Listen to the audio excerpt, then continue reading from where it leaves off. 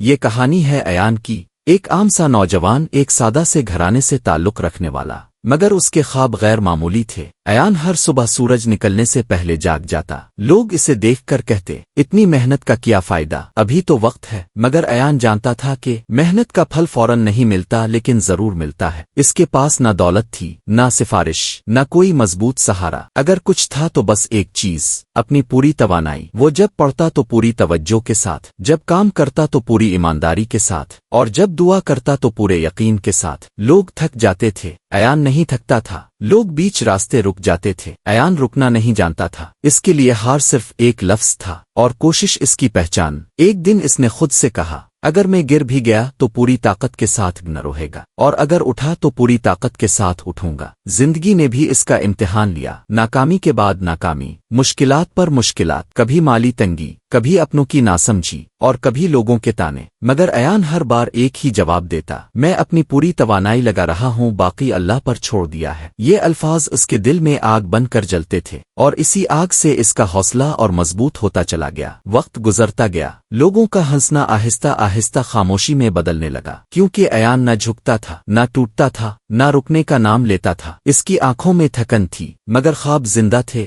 اس کے جسم میں درد تھا، مگر ارادے زندہ تھے۔ پھر ایک دن وہ وقت آ ہی گیا جس کا انتظار صرف ایان ہی کر رہا تھا۔ جو دروازے بند تھے وہ کھلنے لگے، جو راستے مشکل تھے وہ آسان ہونے لگے، کیونکہ جب انسان اپنی پوری توانائی کسی مقصد پر لگا دیتا ہے تو راستے خود بننے لگتے ہیں۔ ایان نے اپنی منزل حاصل کر لی، لیکن اصل کامیابی صرف یہ نہیں تھی کہ وہ کامیاب ہو گیا، بلکہ اصل کامیابی یہ تھی کہ اس نے کبھی اپنی طاقت سے کم کوشش نہیں کی۔ آج ایان کامیاب لوگوں میں شمار ہوتا ہے، مگر وہ آج بھی بڑی سادگی سے یہی کہتا ہے، منزل میری وجہ سے نہیں ملی، بلکہ میں خود منزل بن گیا، کیونکہ میں نے اپنی پوری تو